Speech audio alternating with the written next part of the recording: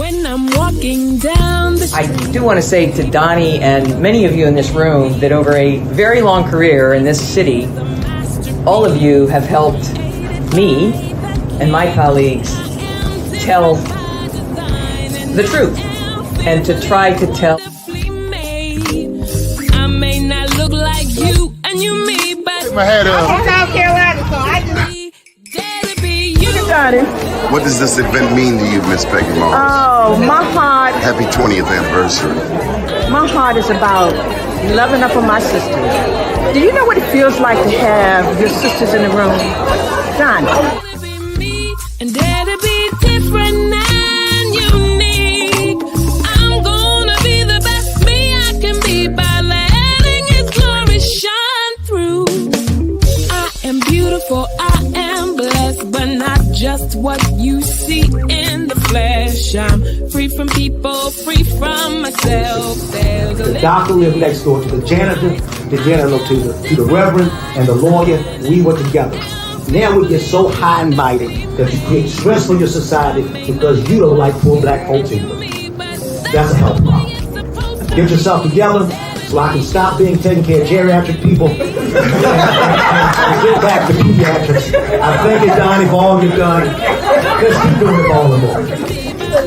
Letting His glory shine through. Dare to be you, dare to be me, dare to be different and unique. I'm gonna be the best me I can be by letting His glory shine through.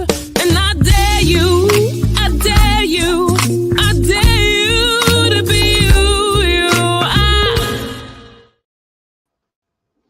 First name's Doni, last name's Glover. In it to win it for the long haul, baby. It's a beautiful day in the neighborhood.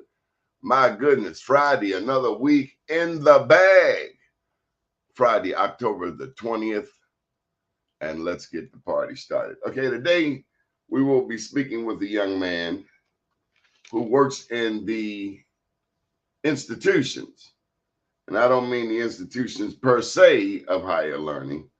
I do mean the institutions of incarceration. Now, the beautiful thing about this gentleman is we're going to welcome him to the show. Mr. Booker, good morning. Good morning. How you doing? I'm sorry. I'm doing well. Good. We'd like to welcome you to the show. We're going to do the show via phone. We understand that there were some technical challenges. Tell us about yourself, Mark. Where do you come from? Well, Doni Glover, thank you so much for being here this morning, man. To God be the glory that we up one more day. I'm right here from Baltimore City, man. Grew up on the west side. Mm-hmm. What schools did you attend? Yeah, so I went to Grove Park Elementary School, right there at Kennison, right there on the west side near Wabash Avenue. That's where I went to elementary school. Then I eventually went to All Saints, which is on Liberty Heights, and did my ninth grade studies at Northwestern High School Wildcats for a minute, but ultimately graduated from Cardinal Gibbons High School over there on the west side across from St. Agnes Hospital. It is now closed. All male high school for boys. Now I'm going to take a stab at it and put it out there. Was your mom a teacher or your dad? As a matter of fact, neither one. My mother worked for Social Security Administration. She's now retired, and my dad was a U.S. postal worker. Okay, well, somewhere along the line, someone reiterated the significance of education in your life. Amen to that. Yes, sir. Someone understood the score. You know what the score is, Mark? Talk to me. The score is this. My mother did it like this. It was around 1972. We were in East Baltimore. And I hope no one gets offended by this. But here's the score. Lily Glover gave me the score at about 7 years old. She says, black is back, white is right, and tan is grand. I don't think you can get the score any simpler than that. No, sir. Who taught you to score? My dad taught me to score, and my mother. But my father said that the ultimate equalizer is education and knowledge, and that the best thing that ever you could do for yourself, which will be close number 2 to being humble to the Almighty Creator, is for you to get all of the education and learning that you can.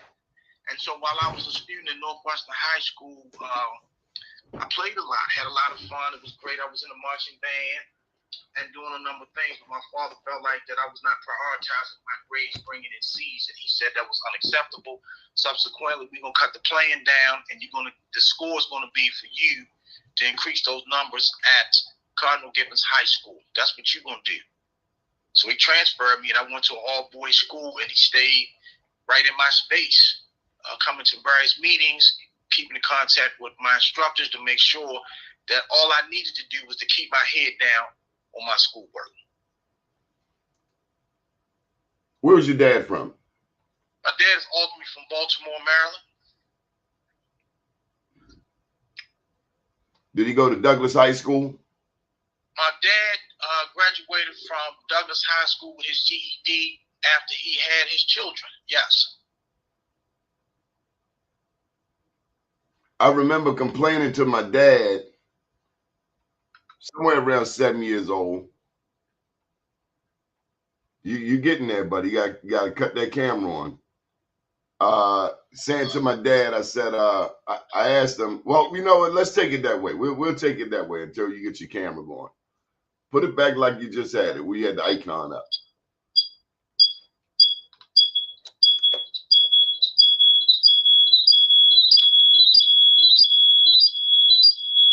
We're going to cut the phone off and let you try it that way. Okay.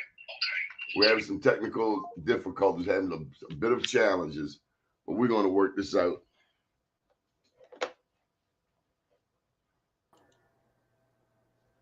So, Mark, you with us?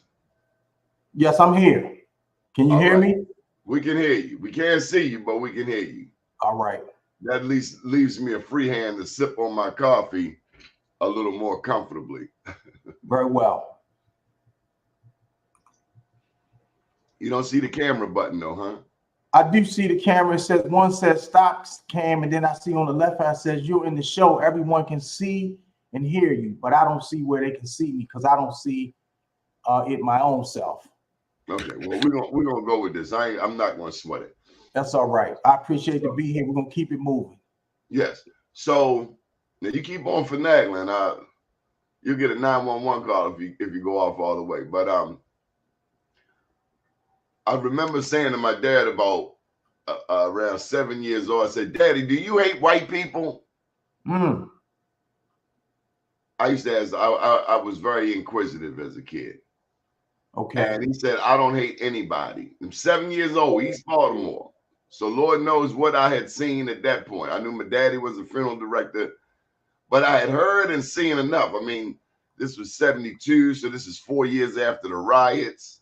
I had seen enough. I'd seen something that caused my little 7-year-old self to ask him, did he hate white people?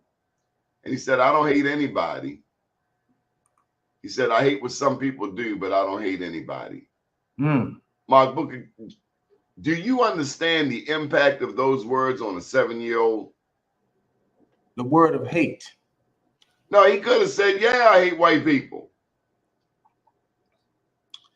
I do. So, of course, words mean a whole lot and have impressions upon individuals who have youthful, adolescent minds and what it is that adults say to us.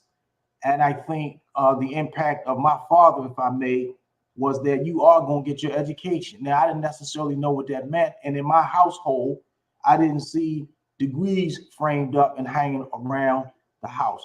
I didn't go to any homecomings, predominantly white, or I didn't go to any HBCU homecomings. I didn't hear my father talk about class reunions.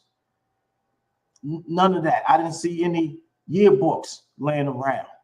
But all I do remember is my father always had a newspaper and magazines and books around. Impact.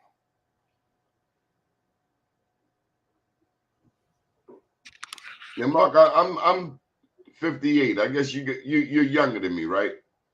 I'm older than you, Donnie Glover. I know that. I was just being polite. So Sorry. you remember the riots more vividly than me. Well, I'll tell you this, honestly speaking, man. I do not even remember as a child when Dr. King, Malcolm, Medgar, the DC riots. I do not remember that as a child at all, even though that was taking place when I was a very young boy. And I don't even remember my parents talking about it. So the magnitude of me being exposed to it wasn't until I was a student at Howard University and read about it. I do not have any memories whatsoever. My daddy had a funeral home, East Baltimore, and I remember the National Guard soldiers on our front.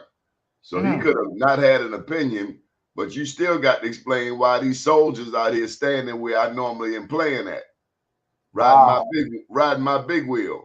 Then I remember the tanks coming up North Avenue. They were right on top of the median strip.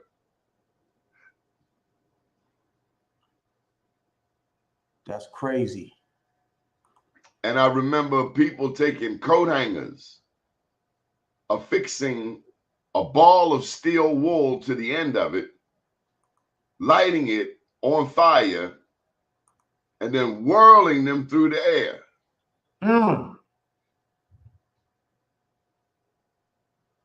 It was kind of like fireworks. Interesting. East Baltimore. East Baltimore.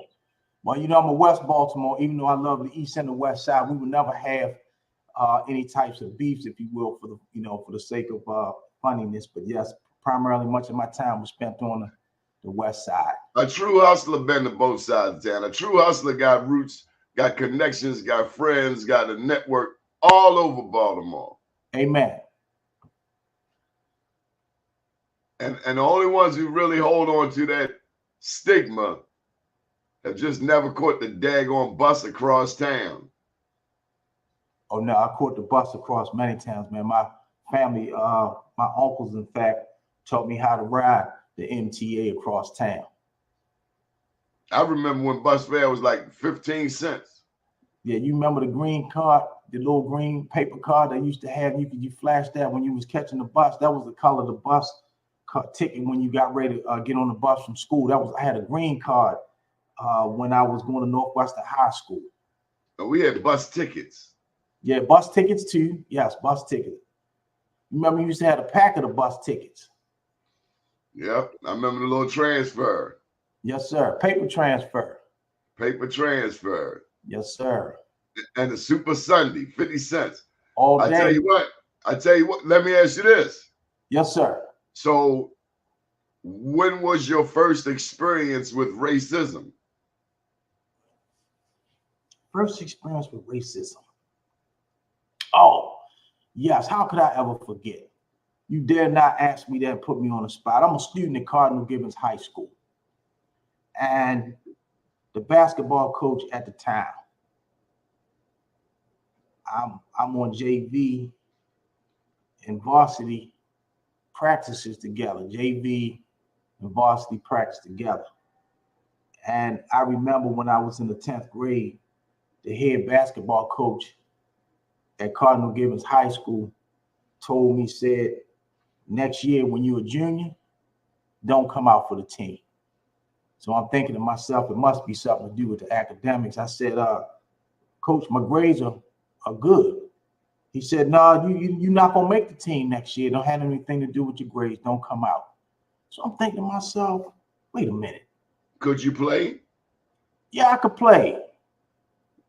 Listen, I made as a freshman. I made Northwestern's JV team as a freshman. Yearbook to prove it. Okay. Okay. So it wasn't your basketball skill. No, I had game. Now nobody said I was going to the league or D1 or D2, D3 school, but I had high school game as a young. Well, so when hold up. You played BNBL. No BNBL. Project Survival. Keep going. Where'd you get your experience? Howard Park, Grove Park. Okay. But you could beat the other people on it. You held your own. I mean, you make JV in the freshman year.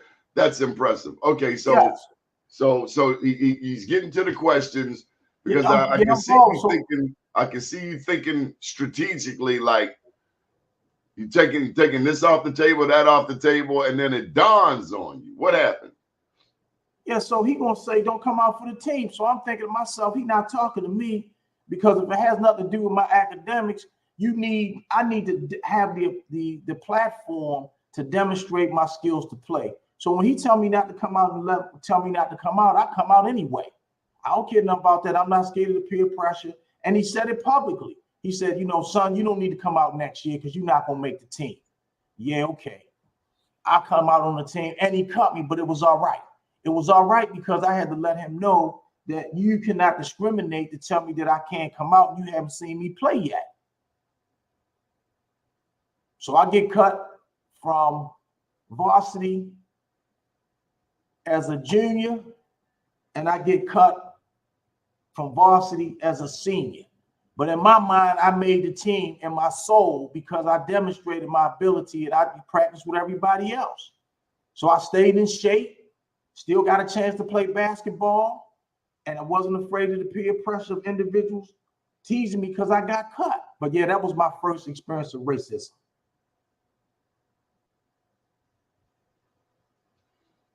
I don't know.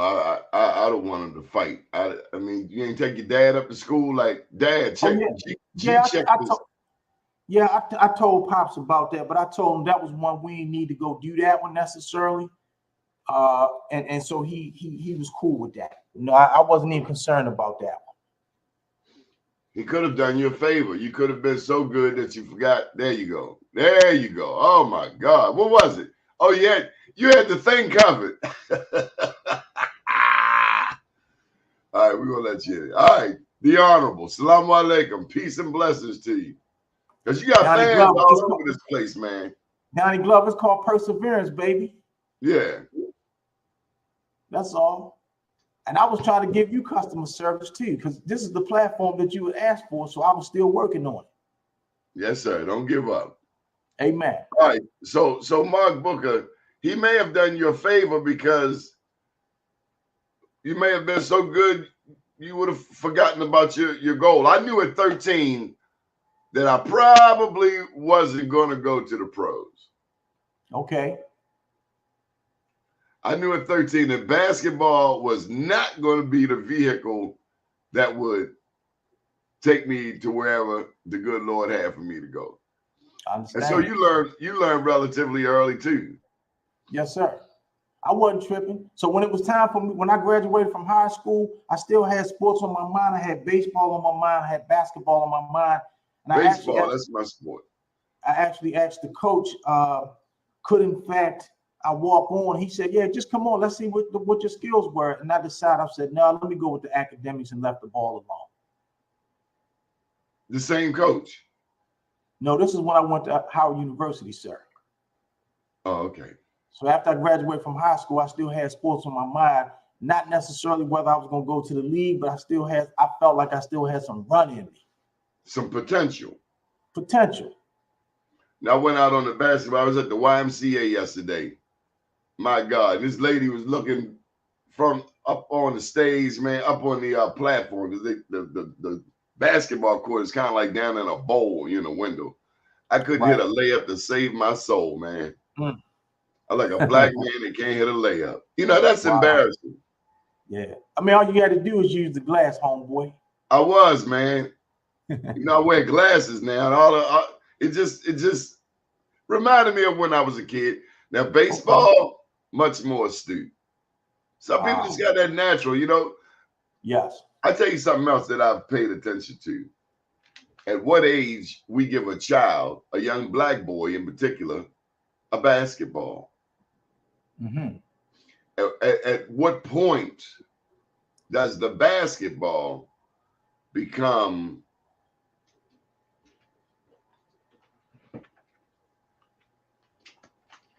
like a book? I can do more tricks with this than I can a basketball. That's true. Matter of fact, I can even write one of these and put my name on it. Yes, you can. Amen to that.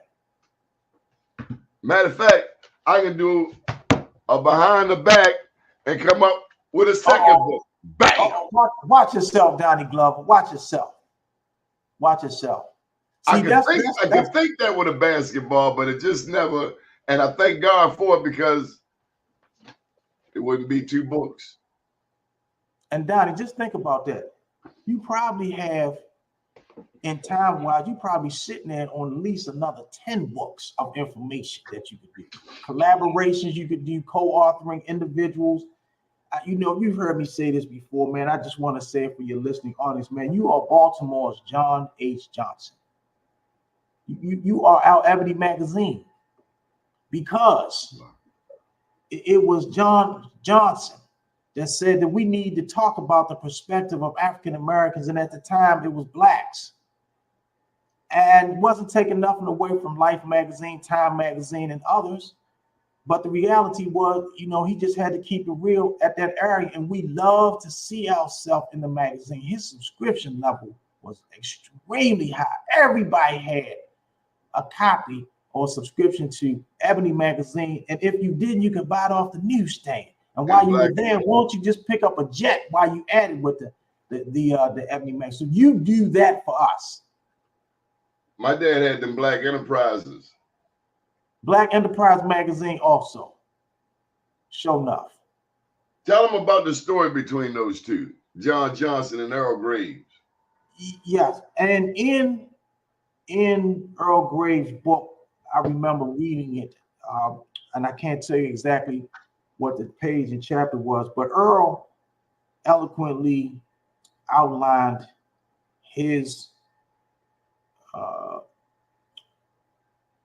irritation to some extent with John, in as much that when Earl Graves was putting together Black Enterprise magazine, John Johnson, and I'm just paraphrasing from my interpretation from Earl's book, is that I'm covering Black economics, Black entrepreneurship, Black finance, Black money, Black businesses. I'm covering that in my, we don't need you to do that.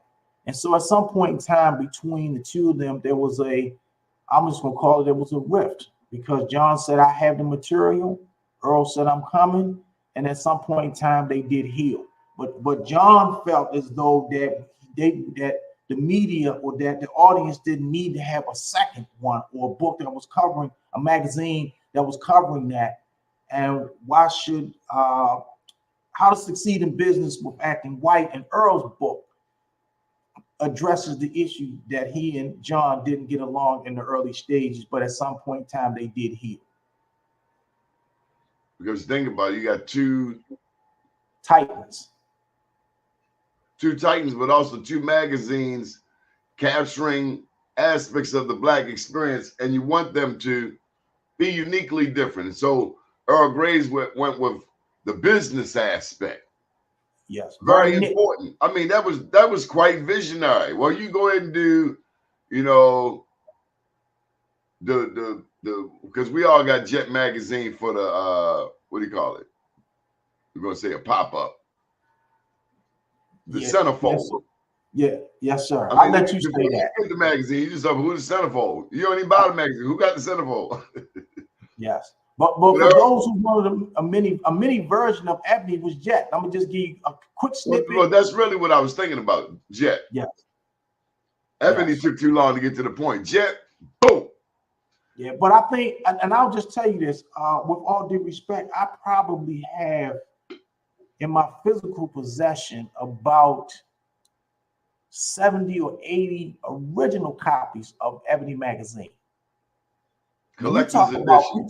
You talk about Black history written from the publisher, not an edition that was that's been scanned in. I have the actual magazine. All right, so I want to get back to your dad. Yes, sir. Who told you? At what point did you see? Or did your dad talk about? Did your dad talk about the penitentiary? Yes, at a very small level. He talked to me about it as a way of threatening me to, if you don't study, then that's where you're going to be. And that's all it was. If you don't study, and if you don't concentrate your energy and efforts on reading and writing and understanding your multiplication tables, and you're not reading profusely newspapers and books outside of class, I guarantee you that you will be, yes, in somebody's prison. I had an uncle. I had three uncles on my dad's side. This one worked down the Jessup House of Corrections. And I'm about 13, 14. It couldn't have been that old. All I remember him saying, now I know he worked in the jail because he come in sometime with the blue corrections uniform on. I later come to understand that they call CO, yes, correctional officer, turnkey. Somebody out there that ring that let me say it again. Hey, turnkey. That's resonating with somebody out there. I know. Now yes, I know you probably don't even know that. Well, you probably man. Turnkey, can I make a phone call? Yes, sir. Uncle Sammy said one thing: don't come down here. He said, don't come down here because there ain't nothing I can do for you. I'll tell you this here, Donnie, if I may just share that about that. I just want to say to Uncle Sam, he up in heaven now. I was a little early to be coming at me about don't go. maybe he felt I needed to hear the message early. Thank you, Uncle Sammy. I cut you off. What you saying? No. I'll tell you, and my father's passed away now, sister, that I can't speak to him. But when your parents tell you some things that they not like just tripping and making up stories, the first time Donnie Glover, Baltimore's own John Johnson magazine, I remember when my father told me, if you keep showing off, not having your academics where it needs to be, and not take reading seriously, you're going to prison. I'm thinking like, come on, Dad, like I ain't committing any crimes. Like, no, so if I don't read a newspaper or a book, I'm going to jail or prison. Like, that's not making any sense. But guess what I found out years later? The first time that I taught students who were incarcerated, I saw my childhood friend there from the west side of Baltimore. We used to play together. And when we saw each other on that day, we almost had rigor mortis in our soul. We stopped immediately and remember how we used to be playmates. And all I could remember was what happened to he and I's friendship. And our parents knew each other. We played bikes together. We played in the street together.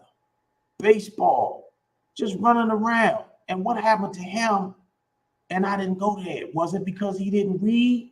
I got a question for you about him. Now you playmates, so you know generally his life. He knows generally your life. Was his father in his life? See, I don't remember. Did he know your father? Well, we both know we had parents, but like we didn't come. See, in that day, we wasn't coming inside each other's house. Our parents knew each other. We played outside from sun up to sun down. There was no need to be inside, so we wasn't coming around. But I'm going to say that but your mother knew. Your mother knew exactly who you were with. Yeah, I think our parents did know each other, but you know, your mother dropped dime at some point. I don't want you down there playing with them no more. Something happened where we get a little too close, and your mother said, I don't like you hanging with them. I don't like their mother. Your mother, she might have had a glass of wine. She started telling you all the skinny. I don't like her ass, and then you leave her kids alone. They badass kids. I'm sorry. That's just how it happened. Right, right. Amen to that. You know, so-and-so was such and such.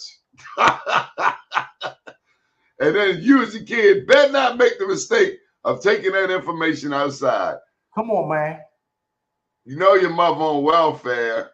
Come on, what you say? You know your mother worked down El Dorado. Watch yourself. It's gonna be a fight. Just hey, you talk too much. And then your parents realize you can't tell that boy nothing. Can't tell him anything. Mark Booker, what is the significance? And now, with all due respect to our mothers, Yes. but we live in a community today. We used to be more married than any other ethnic group. Now I'm gonna need you to put that down. Treat us like you treat CNN, okay? 70% single mother households. Fathers, the fathers are MIA for whatever reason, good, bad, and indifferent. When that boy turns 13 years old and is physically stronger than that mother, she ain't gonna tell him what to do, and she gonna have two choices: put him out or accept that he's the man of the house. A lot of these young men grow up with that mentality: I'm the man of the house. So at 14, he's slinging crack rock, heroin, cocaine, standing on the corner. Mm-hmm. Girl, boy, dimes, blue tops. Got a new pair of tennis shoes, give his mother $50. God forbid she ain't got a dope habit. What happens when the father's not in the house, Mark Booker? 70% single mother, single member households headed by women, black women in the black community, 2023. In the 40s and 50s, we used to outnumber. There'd be more, the percentage of black married people was higher than any other ethnic group, the 40s, the 50s. This is the most oppressed people in America, besides the Indians who just got killed or given smallpox. Only to have a teacher like you had at Cardinal Gibbons to tell your child, don't go out for the team. Wherever he at, I hope he just fall in a damn. If he in a grave, I hope we could dig him up and bury him again. Throw some battery acid on him.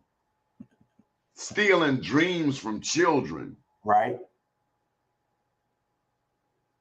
Come on, Mark Booker. What happens when the father's not in the house? I'm struggling with what happens when the father is not home, because my daddy was home.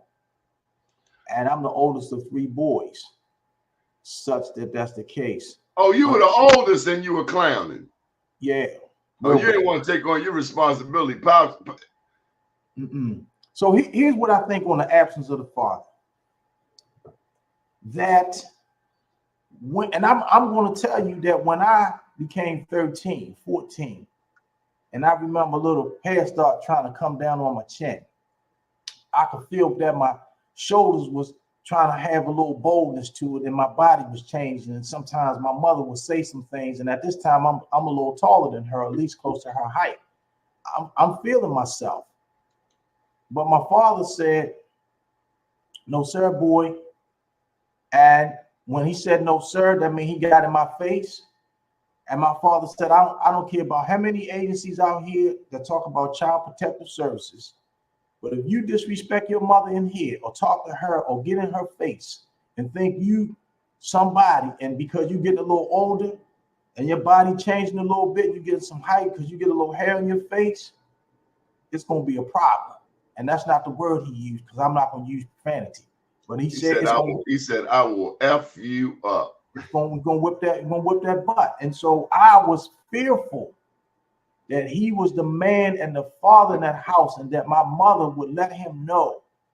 And there was times when I talked back to her, he got in my face. So first of all, like, I wasn't gonna cross. Anytime I thought like I was gonna do that, it's gonna be a problem. Did he have a ring on that wedding finger? He did. You ever catch one of them back? I mean, I was sitting right here and that thing came. I'm running my mouth. Bruce Lee ain't had, I hear Eddie Murphy talk about his mother with the flip-flop, and his Doc had this whop up. Remember Bruce Lee? I do. Next thing you know, you like, did I just feel metal on my tooth? Yeah. So my father gave spankings. He didn't do none of that hand stuff. I got plenty of them. I probably got more than I think that he should have gave me, but I bless his soul. He's saving your life. I tell you what, how much time did you do in the penitentiary? Me? Yeah. 0. Same here. So See, I think if the father don't put the fear of God in his child, yes, you leave it for the CO and the 5-0. listen, man. Here's the real story. If you don't put your hand on your child, and I'm not necessarily talking all physical, but if you don't get in your child's face, you leave it to the criminal justice system to do it. It's only one or two things because it's gonna happen. So if they not listening at home, they're not gonna listen in the street. And when it's time to get ready to get in the street, the system gonna put their hands on you. The street system and the criminal justice system gonna put their hands on them. And so as a consequence, my father taught me at an early age about peer pressure. Now you either can do what I tell you or listen to them in the street. Now what you gonna do? And there was times where I was like, I'm gonna come in a little late. I'm gonna test it. Yeah, I remember one day I got in just a little bit after it got dark. My father was sitting on the front steps at 3811 North Rogers Avenue off of Liberty Heights, right smack in between Wabash Avenue and Liberty Heights. And when I walked up to that house, he was sitting on the front steps by himself.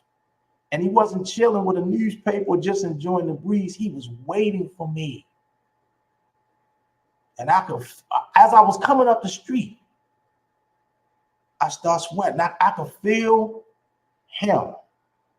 And all I'm gonna tell you is, bro, never did I come home ever late again. And that was the transformation of my peer pressure. Tell a fellas no or deal with dad. Now, so what happens after you become a grown man and dad not there? I was already trained like, okay, yeah, I'm gonna roll with the fellas, but not today. It didn't bother me as I got older to not to tell a fellas no. Didn't. Because something is still etched in me now. That when you gotta tell a fellas no, it's easy. But we have to have fathers that have presence to tell boys no. And I'm so glad, wishing the fact that my father was still living, but he served the time that God needed him to be here. I'm so thankful, Donnie, that he told me no. And times he had irritated me that I wanted to be with the fellas so bad. Oh my goodness. I wanted to hang on the streets. It was something about seeing the fellas on the corner at 9:30 at night or 10 o'clock at night, or just when it was dark. It seemed like there was a certain manhood. They was getting something going on, and I wanted to find out what was that. It was called Thunderbird and pineapple juice. Yeah, Thunderbird and pineapple juice. Yeah. So fathers have to be more present because we have to. Which would eventually be a problem because the people who sip that pineapple, that Thunderbird pineapple juice, they had a different trajectory. Yeah. They weren't going where your father wanted you to go. Somebody didn't have a vision for them that your parents, the same vision that your parents had for you. Yeah. It's a choice out here. It's life and it's death. I thought I was being deprived by that I couldn't hang out on the corner. Because I didn't see as a 13-year-old or 14 or 12, even 15. I didn't see that, I didn't see them standing on the corner that was harmful. You didn't see the connection. No, I just thought that they were just having fun after dark, and just like they were laughing, they were talking, and anytime they wanted to be on the corner, weed. I didn't see them doing that either necessarily. Somebody had some weed. Somebody had some. Listen, I now know as an adult that hanging out on the corners was only in front of the liquor stores. So I now know what that was. And it was a song. It was a song. Woo woo. Yeah, they were doo-wopping at the time. But doo-wop. Yes, I thought that they were having so much fun that I wanted to be there, not knowing what that influence was. But my father knew.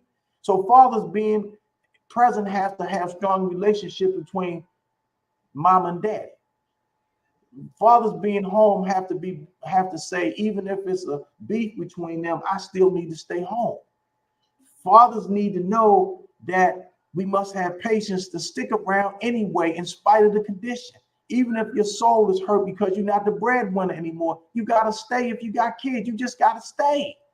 Or if you're no longer in a relationship with that woman, you still have to be in that child's life. Got to be in a child's life as much as you can. You must. As much as you can. Otherwise, you could be looking forward to some visitations over the jail. And now the system is so insidious, they want to lock you up, the father, if you don't pay child support or take your license or deprive you of some other freedom. And then, so let's go to this lady's question. We're going to get to it. Damn, the show damn near over. It ain't my fault. We had to bring you back. Okay, let's get to this lady's question. So, black women are the fastest growing. You teach education at the cut. I do. College education. Students at Bowie State University Prison Education Program. I'm one of the lead professors at Jessup Correctional Institute. Okay, so we know that black men, America has 5% of the world's population, 25% of the world's inmates. Half of them are us, black men, with black women being the fastest growing demographic. So this young lady's question, is there a difference? And then also halftime the father isn't there because of mass incarceration. Do you encounter this scenario of women inmates? Very little. I will tell you that at the MCIW, Maryland Correctional Institution for Women, that I'm a volunteer in their book club, but I don't teach actually there. I think part of, is there any educational barriers, difference between men and women in prison, is that because there's so many men in prison, and we have so many correctional institutions where men are incarcerated, it just happens to be the priority. And I think it's terrible that there's not more education for women, even though it's less prisons. So I think that is there a difference in the educational barriers? Probably, because I think that women crave the rigor and adjust themselves around academics different from men. We as young boys and men, we have probably played too much in school and didn't get the basis. Whereas women, I think they study differently. So I don't think there are any. I don't think that there are any. Also, society is more accepting of the black woman. Who wouldn't want a black woman working in their business? But you, oh, you're a threat. Understand? And you got a degree too. Not only are you going to take my business, you're going to take my family. You, yes. educated black man, you are a threat. Be not mistaken. And the only way I'm gonna let you in is you gotta show that you're non-threatening. I'm gonna need your voice to sound a little differently than those guys on the corner. You have to tone that bop down. You know what a bop is. Yeah.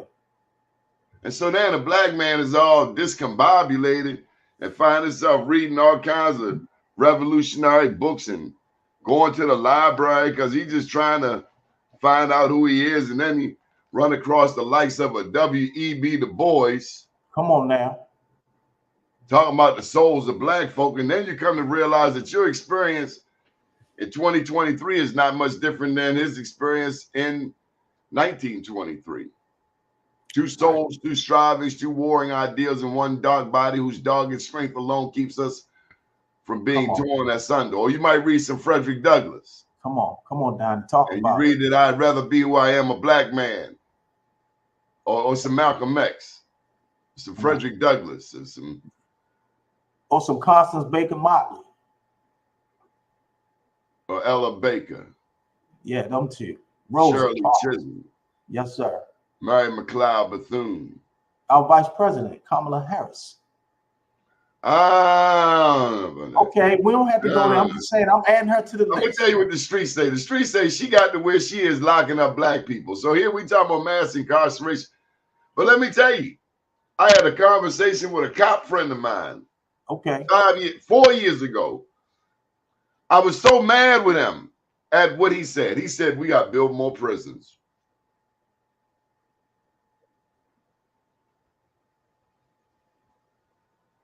Look at Baltimore today. Was he right? 4 years ago, he said you had to build more prisons. Joe Carter don't want to give him no time. Other people say lock him up. How you gonna feel when you behind the barrel of that 38, that 357, that Mac 11, that AR, with a little kid ain't old enough to wash his own hind parts?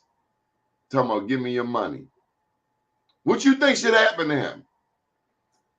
I'm gonna answer with a long answer, if I may. All right, sure. I think, Donnie, honestly speaking, that we need to go back to John Johnson's magazine. I wish I had it in front of me right now. He wrote a full spread article on, guess what? Black on black crime. He discussed it thoroughly in that book. I think we as a community need to look at that.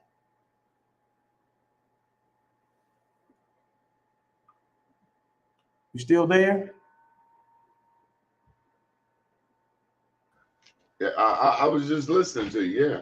Yeah, I think we need to take a look at his material, and he did a full spread and a concentration on the front cover, black on black crime. Like, how is it that I keep putting my hands on you, Donnie? Why I keep doing that? What is the issue that we keep putting our hands on each other? It's called self-hate. It's called pedagogy of the oppressed, Paulo Freire. Okay. It's called Franz Fanon's Wretched of the Earth.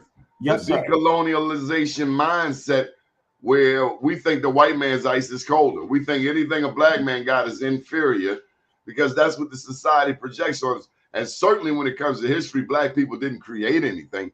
Certainly black people didn't invent medicine and astronomy and science and algebra. Certainly that came from Greeks. Certainly when you go to college, young man, I'm not going to train you to be in an African fraternity. I'm going to teach you to deny your blackness so much you want to be calling yourself Greek. Point well taken. I don't look Greek, bro. And that's why I never pledged, with all due respect. I understand. I ain't putting no funny looking letters. It ain't my letters anyway. You stole them. That's understandable. The triangle, where the hell you think it come from? Then you put a new word on it. It's delta, and I ain't talking about the delta sorority. I'm just talking about that's change. That's what that triangle is. Change. Point well taken. And took our symbols and renamed them, and that's that pedagogy of the oppressed. So it's why do you not expect this 13-year-old to steal your Kia? No, but I'm not going to fully blame it on systemic self-fulfilling prophecy. I'm not going to blame it on total systemic self-fulfilling prophecy. I'm going to talk about it from a local perspective, that if I should see you today at Lexington Market, and you make a mistake and step on my shoes, you step on my foot, and you don't say excuse me. What kind of shoes you got on though? Anything, you step on my foot, forget about the type of shoe. Timberlands if you want to, Jordans, I don't know, whatever's the latest. New Balance. What? You step on my foot. That's some damn rubber Gators, like 400, 500, 600, 700, 800. Okay, I don't wear those, but I feel you. But if you step on my foot and you don't say excuse me, and we both eye each other, acknowledging the fact that you stepped on my foot and didn't say excuse me, and you walked away, and the public saw me receive you in such a way, wasn't my heart embarrassed so bad that I had to put my hands on you and knock you out in Lexington Market? Where is the self-fulfilling prophecy of the mindset of the oppressed in that behavior, that I had to do that to you? I'm disagreeing with that from some perspective. No, I should know better than to have to do that. But my soul said I'm embarrassed in front of everybody. So now I got to take you down. I'm saying to you that that's levels of self-accountability that has nothing to do with systemic oppression. Nothing, in my mind. Because all we're gonna say is That that cat he knew he stepped was on it. wrong when he stepped on your foot. He knew there was going to be a consequences, and he was rolling the dice. He was betting that you wasn't going to swing on him. And I'm sorry, from North Avenue, he'd have had to catch some hands. Try Jesus, So but now, don't try Donnie, and that, me. You ever hear that song? so, yeah. So, but in that, Try but in Jesus. that, Don't. It's survival, man. Because if you let one in, you will let another in. but Donnie, at the consequence of going to prison. I didn't Because if say I put that. my, I didn't say that. A battle gets you justice, a gunner gets you time. That's what they taught me growing up. I'm just saying, But my daddy was an undertaker, so we already know once you up on that slab, that's permanent.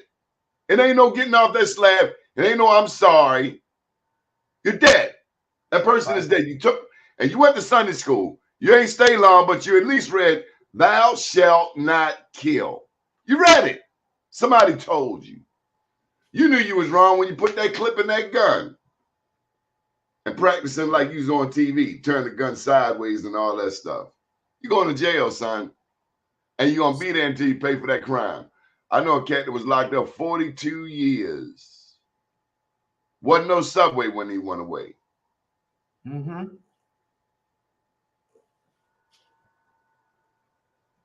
Wasn't no black mayors when he went away.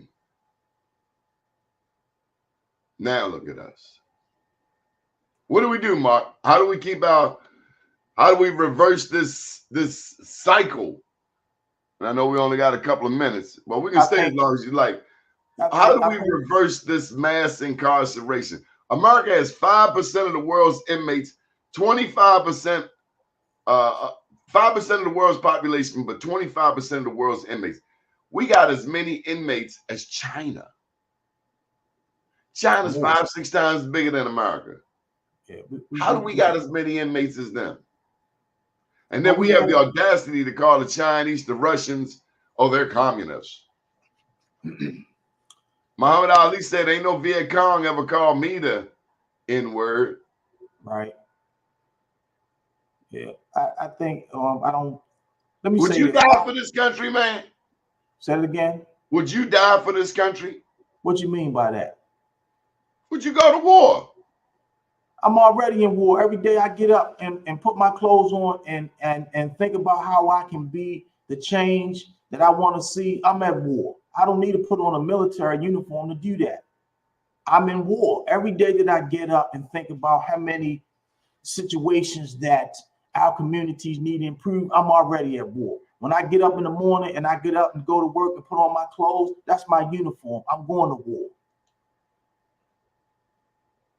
At any given point in time, I can step outside. God be forgiven that does not happen to me. But, you know, I could walk across the street and something could happen. I could get a stray bullet. Of course, I don't want none of that to happen. But I'm at war. It's dangerous in our communities and the work that we do. So I make that point to say that you don't have to have a gun in your hand and put on a uniform to do that. With all due respect to those that do protect our country, I'm glad about that. But I don't think that's my calling, and neither is that my assignment to do that. I believe, yes, go right ahead. What do you believe? So I don't think my assignment is to do that. I think that my assignment is to do what my parents taught me to do, which was to read and write and pass that on to others. And that I do think that education, in my opinion, is a panacea. Your knowledge, your information, how it is that you control your thinking, to do as much as you can to be influencing others in the thinking, which is I'm glad that I have the opportunity to have taught individuals who are incarcerated. When you think about the school to prison pipeline, well, what happens after they get in the pipeline and they land in prison? Do they deserve to have academics and education? Does higher education play a role in individuals' transformational behavior when they leave? Does higher education in prison play a transformative role while they're in prison that deals with the culture of prison behavior? So I see myself, if you will, Donnie, and I'm not really in the labels, as a prison educationist. How is it that we use education to transform the minds of individuals who are incarcerated? And so I think that, to answer your question, is that higher education is the right thing WRITE is the right thing to transform a different kind of sentence. You know why you say WR? Oh, the right thing. WRITE, right Yeah, thing. the right thing. Give them the opportunity to read, write, and compute. What's your favorite book, Mark? Ah, boy. Right now, my favorite book is Groundwork. Groundwork is the biography of Charles Hamilton Houston. And in that book, Now, every Baltimorean should know who Charles Hamilton Houston is, right? Charles Hamilton Houston is the former dean of Howard University, who was the mentor of Thurgood Marshall. He was a student. Thurgood Marshall was Charles Hamilton Houston's student at Howard University, and Charles Hamilton Houston was the mentor that didn't ask Thurgood what you think. He told him what to do. That groundwork is the blueprint of what's necessary to tell us to go to the next level. This was Brown versus Board of Education. May 17th, 1954. Yes, Why sir. when I look at you, I think of the movie Glory, man? I don't know. I see you know movies. I don't know. But it was him. It was Thurgood Marshall, man. So the groundwork it's not the Thurgood Marshall always story. It was what Charles Hamilton Houston told Thurgood Marshall to do, and he did that. He went before the U.S. Supreme Court. The U.S. Supreme Court was all white males at the time, and he had his briefcase with his suit, and he went into court with the rest of George E.C. Hayes and Spotswood Robinson and all the work that others had put in, James Nabrett. And when they came out that day on May 17, 1954, because they had used science, transformative, that education, panacea. Donnie Glover, I love you, man. The fact that you allowed me just to come out here and hang out with you a little bit.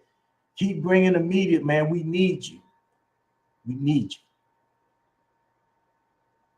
Did you have a favorite poem growing up? That's my story, and I'm sticking to it. I did not, but most recently, my favorite poem, and I don't even know it all the words, but it's Bridge Building.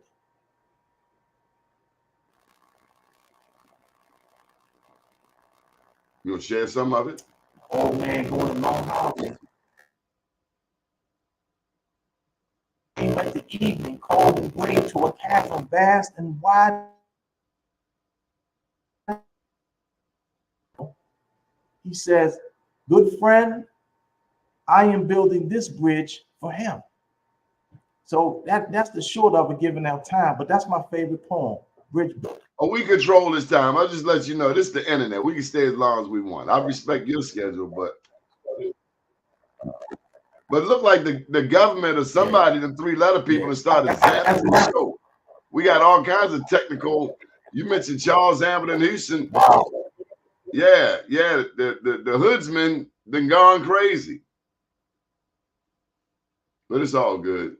I think you didn't tap them enough.